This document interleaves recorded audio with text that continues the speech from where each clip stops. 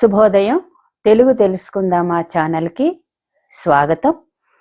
ఇవాళ నేను చెప్పాల్సినటువంటి వ్యాకరణ పాఠం ప్రత్యక్ష కథనం, పరోక్ష కథనం గురించి. ముందుగా నాకు సబ్స్క్రైబ్ చేసిన వాళ్ళందరికీ నాకు కృతజ్ఞతలు.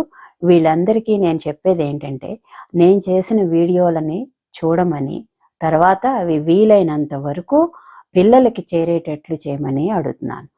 అంటే దీనివల్ల నేను ఇది ప్రత్యేకం పిల్లల కోసం అని ఎక్కువగా చేశాను కాబట్టి అది వాళ్ళకి చేరితే దీనికి వల్ల ప్రయోజనం ఉంటుంది. తర్వాత మనం ఇవాల్టి పాఠంలోకి వద్దాం. ప్రత్యక్ష కథనం, పరోక్ష కథనం అంటే ఏమిటి, వాటిని ఎలా మనం వాడతాము అన్నది ఇవాల్టి పాఠం. కథనం అంటే చెప్పడం అని అర్థం. అంటే మనం ఏదైనా ఒక కథ చెప్తున్నాం అనుకోండి, అది కథనం. అలాగే లేదా ఒక జరిగినటువంటి విషయాన్ని లేకపోతే ఇంకొకళ్ళు అన్న మాటల్ని మనం ఇంకొకళ్ళకి చెప్తున్నాం అనుకోండి, దాన్ని కథనం అంటారు.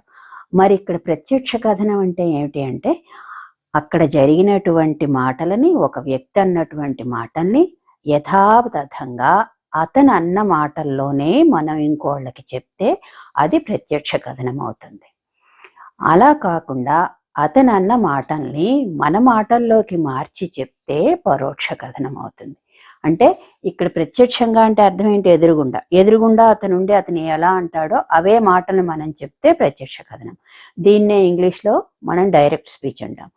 అలాగే అతను అన్న మాటల్ని మన మాటల్లాగా చెప్పితే, మన మాటల్లోకి మార్చి చెప్తే అది పరోక్ష కథనం. అతను ఇలా అన్నాడు అని చెప్పినప్పుడు అది పరోక్ష కథనం అవుతుంది. ఇది మనం నిత్య వ్యవహారంలో రోజు మనం మాట్లాడుకునేటటువంటి మాటల్లో అవతల వాళ్ళు చెప్పిన విషయాలు మనం ఇంకోళ్ళకి చెప్తూ ఉంటాం, లేకపోతే జరిగిపోయిన విషయాన్ని చెప్తూ ఉంటాం. అదంతా పరోక్ష కథనమే అవుతుంది. దాన్ని, ఈ పరోక్ష కథనాన్ని ఇంగ్లీష్లో ఇండైరెక్ట్ స్పీచ్ అంటారు.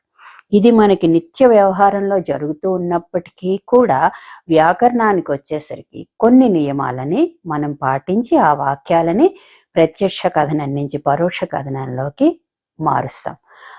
ఎలా మారుస్తాము, ఏ రూల్స్ మనం పాటిస్తాము అన్నది ఇక్కడ ఒక్కసారి కొంచెం తెలుసుకోవాలి. ఇక్కడ నేను ఉదాహరణ ఇచ్చాను. మామూలుగా మనం రోజు మాట్లాడుకునేటటువంటి మాటలే. రవి వాళ్ళ అమ్మతో నేను ఈ రోజు బడికి వెళ్ళను అన్నాడు. ఇక్కడ ఏమైంది, రవి అన్న మాటల్ని మనం కొటేషన్స్లో చెప్పాం, కొటేషన్ గుర్తుల్లో చెప్పాం. వాళ్ళ అమ్మతో నేను ఇవాళ బడికి వెళ్ళను అన్నాడు. అదే మాటల్ని మనం రవి చెప్పినట్టుగా ఇంకోటితో చెప్తున్నాం అనుకోండి, రవి తాను ఆ రోజు బడికి వెళ్ళను అని వాళ్ళమ్మతో చెప్పాడు. ఇక్కడ జరిగిన మార్పు ఏంటి, రవి అన్న మాటలు, రవి ఇక్కడ లేడు కాబట్టి అతను అన్న మాటల్ని ఈ కొటేషన్స్ తీసేసేసి అతను ఏమన్నాడో మనం ఇంకోళ్ళకి చెప్తున్నాం. కాబట్టి రవి తాను ఆ రోజు, ఇక్కడ నేను అన్నది తానుగా మారింది, ఈ రోజు అన్నది ఆ రోజు అయింది. ఈ మార్పులు జరుగుతాయి. తర్వాత అతను అన్న మాటలన్నీ చెప్పేసి అని వాళ్ళమ్మతో చెప్పాడు. ఈ అని అన్నది మీకు పరోక్ష కథనంలో ముఖ్యం. వాళ్ళన్న మాటలు ఇలా అని అన్నాడు, ఇలా అని చేశాడు, ఇలా అని చెప్పాడు అని అన్నప్పుడు ఈ అని అన్నది పరోక్ష కథనంలో వాడతాం ఎక్కువగా. కాబట్టి ఇక్కడ జరిగిన మార్పులు ఏంటి, ఈ ప్రత్యక్ష కథనంలో ఆ వ్యక్తి అన్న మాటల్ని కొటేషన్స్ గుర్తులో పెడతాం. అది పరోక్ష కథనంకి వచ్చేసరికి ఆ గుర్తులు తీసేసి ఇంకా ఆ మాటల్లో మార్పులు ఎలా జరుగుతాయి, నేనైతే తానవుతుంది, ఇది అయితే అదవుతుంది. అక్కడే లేదా అక్కడ ఒక వ్యక్తి పేరు చెప్పినట్టయితే అది అతడు మారుతుంది. అదే ఒకవేళ అక్కడ ఒక అమ్మాయి ఉంటే ఆమె అవుతుంది. ఈ మార్పులు జరుగుతాయి. అది పరోక్ష కథనంలో మార్చేటప్పుడు. ఇంకో ఉదాహరణ చూడండి. నేను మీ ఇంటికి వస్తాను అని గోపి నాతో అన్నాడు. మా ఇంటికి వస్తాను అని నాతో గోపి చెప్పాడు. ఏం చేసాం మనం, ఈ కొటేషన్ మార్కులు తీసేసాము.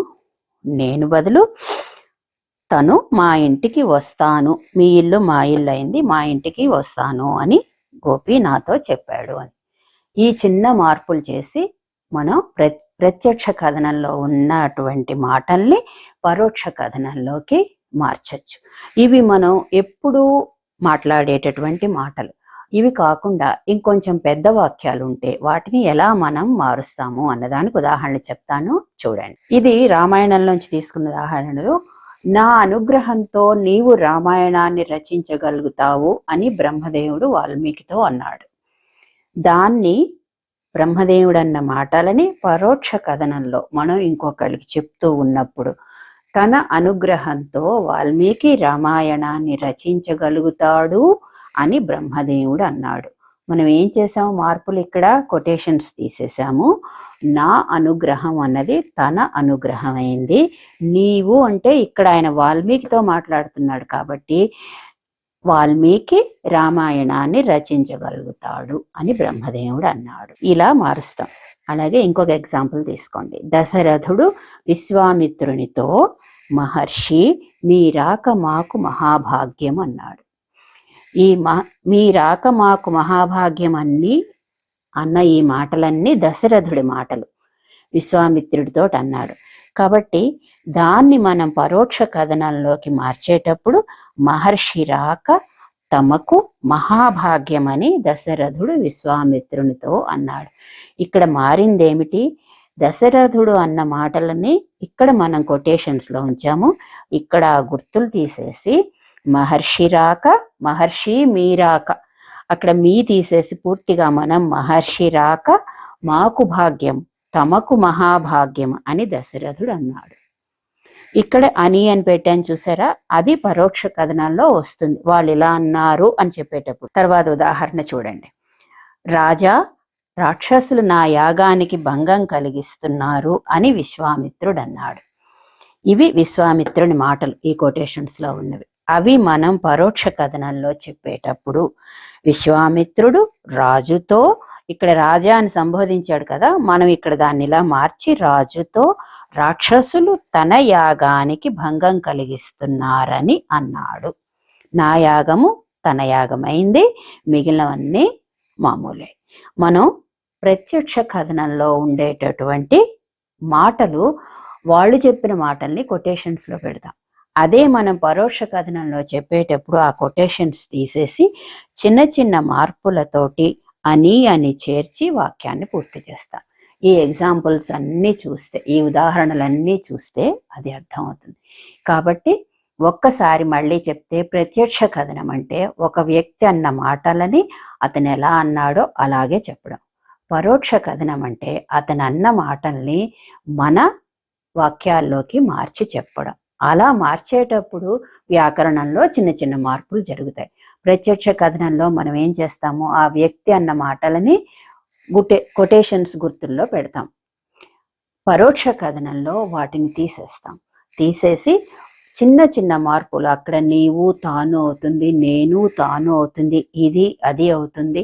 ఇలాగా ఆ మార్పులతోటి అని చెప్పాడు, అని చేశాడు అని వాక్యాన్ని ముగిస్తాం. ఇది ప్రత్యక్ష కథనం, పరోక్ష కథనం అంటే.